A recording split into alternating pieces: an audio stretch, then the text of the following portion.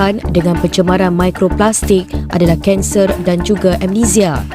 Kehadiran sampah terutama botol plastik bukan sahaja mencacatkan pemandangan, malah memberi ancaman besar kepada ekosistem laut termasuk penyu dan hidupan marin. Setakat pihaknya telah mengambil sampel dari 4 sungai itu dan mendapati ia berada pada tahap 3 dan 4, iaitu pencemaran membimbangkan. Kesedaran isu-isu alam sekitar semasa melalui pembelajaran berasaskan tindak. Ahli Parlimen Sandakan Vivian Wong itu, Lim turut menyerahkan peruntukan RM50,000 bagi membantu aktiviti pembersihan sampah di kampung berkenaan.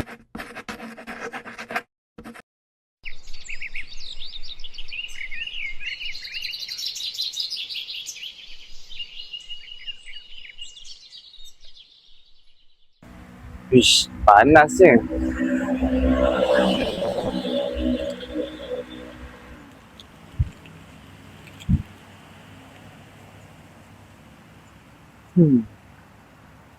Mak tu sampah tak ada lah pula. Kalau buang sini tak apa kot.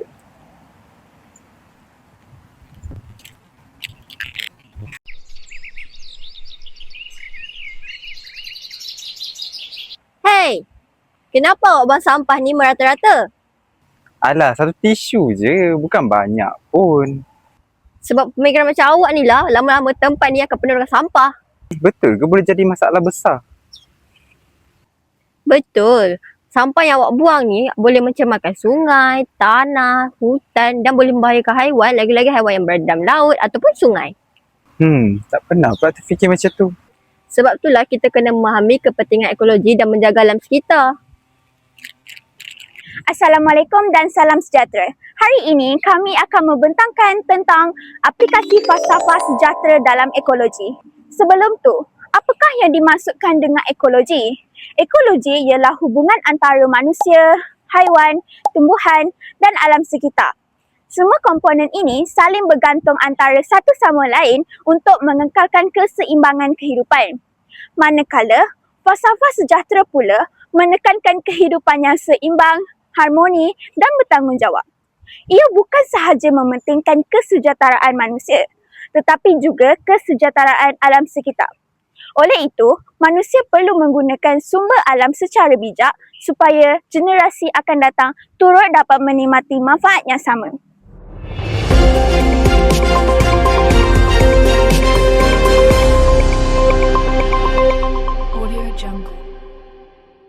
Terima kasih kepada pengacara. Kini saya berada di sebuah kawasan yang sering dikaitkan dengan masalah pencemaran alam sekitar. Pencemaran berlaku apabila bahan buangan seperti sampah, plastik dan sisa industri dibuang ke persekitaran tanpa kawalan. Antara pencemaran yang sering berlaku ialah pencemaran air. Apabila sungai dicemari, hidupan akuatik akan terjejas dan sumber air bersih juga semakin berkurangan. Selain itu, pencemaran udara akibat pembakaran terbuka boleh menyebabkan jerebu dan menjejaskan kesihatan manusia. Menurut pakar alam sekitar, pencemaran bukan sahaja merosakkan alam tetapi juga memberi kesan kepada kehidupan manusia dalam jangka masa panjang. Kembali kepada studio.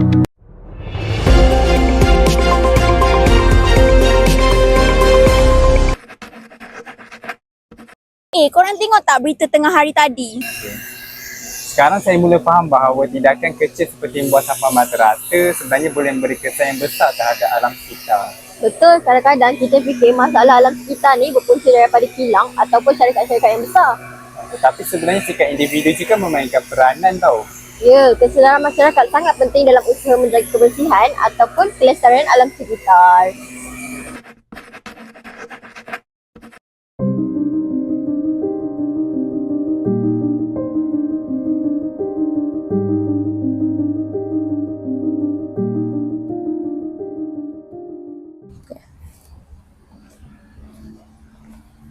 Cik tengah buat apa tu? Saya pemaju. Saya rancang nak buat projek baru dekat kawasan ni. Oh, pernah tahu awak terfikir pasal kesan terhadap alam sekitar? Bukankah pembangunan ni boleh bawa banyak peluang pekerjaan dan juga keuntungan? Ya, betul. Tapi pembangunan yang tidak terkawal akan memberi banyak masalah. Masalah apa? Masalahnya, bila hutan ditebang secara berlebihan, habitat haiwan akan musnah. Lepas tu, risiko banjir dan tanah runtuh juga akan meningkat sebab pokok membantu menyerap air hujan. Oh, macam tu ke? Saya tak sangka pula kesan dia sebesar tu. Ya, pokok juga menghasilkan oksigen dan membantu mengurangkan suhu bumi. Kalau hutan terus dimusnahkan, keseimbangan ekosistem akan terganggu. Oh, jadi pembangunan ni perlu dilakukan secara lebih lestari lah. Ya, betul. Kita perlu mencari keseimbangan antara pembangunan dan pemeliharaan alam sekitar. Daripada isu pencemaran dan penebangan hutan tadi, kita dapat melihat kaitannya dengan falsafah sejahtera. Falsafah sejahtera mengajar kita supaya hidup secara harmoni dengan alam. Manusia tidak boleh mementingkan keuntungan semata-mata sehingga mengabaikan alam sekitar. Apabila alam sekitar rosak, manusia juga akan menerima kesannya seperti banjir, jerebu dan perubahan iklim. Oleh itu, pembangunan perlu dilaksanakan secara bertanggungjawab. Inilah yang dimaksudkan dengan kesejahteraan yang sebenar, iaitu kesejahteraan manusia dan alam bergerak seiring. Okey, hari ni kita nak interview beberapa orang awam dekat sini sebab kita nak tengok diorang peka tak pasal alam sekitar ni. Jom kita pergi dekat orang awam yang pertama. So saya dah jumpa satu orang untuk kita nak interview hari ni. Siapakah yang bertuah? Jom ikut. Hai awak. Saya nak interview awak sikit boleh? Boleh? Okey, pada pandangan awak lah. Kalau awak nampak sampah-sampah jatuh ke apa, awak kutip ke awak tinggalkan? Secara jujurnya kadang-kadang saya kutip tapi kadang-kadang saya biar je. Itulah masalah orang sekarang. Tapi ramai je macam tu, betul tak? Betul, tapi saya rasa kalau ramai orang fikir macam tu, mesti susah nak bersihkan kawasan ni kan? Betul? Okey, terima kasih. Sama. Bye. Okay, next.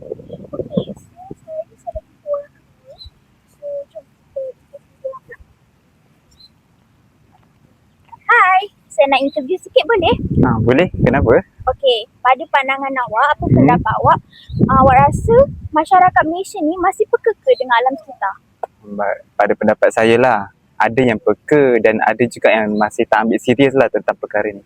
Contohnya? Contohnya macam ada orang buang sampah dalam melalui tingkap kereta. Okey, hari ni last kita jumpa. Hari pun dah mendung.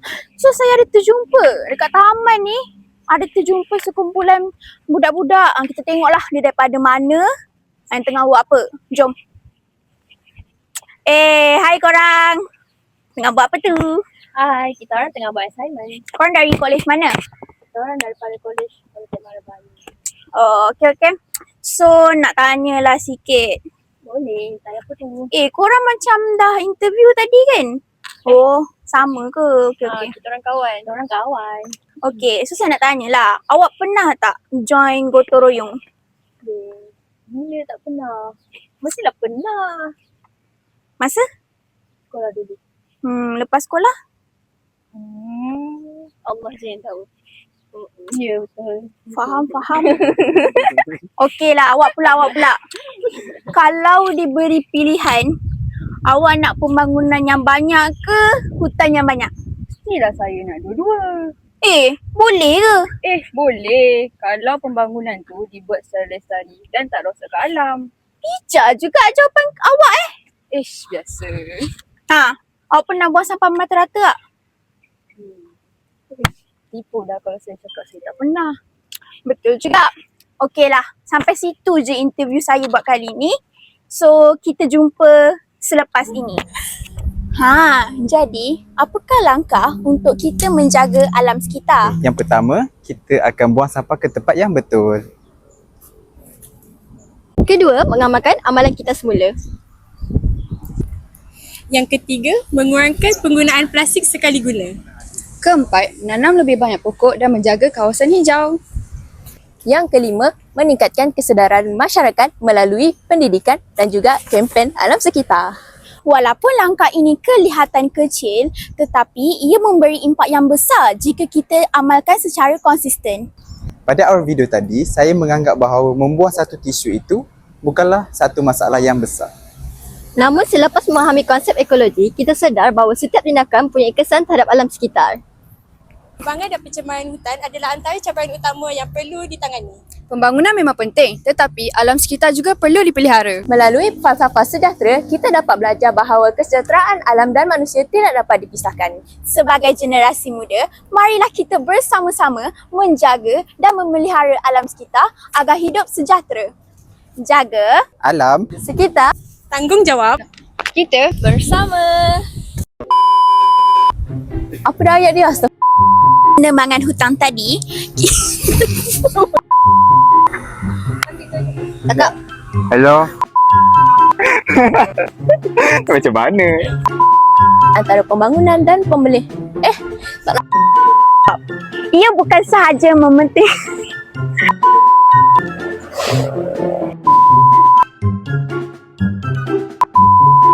lambat pula.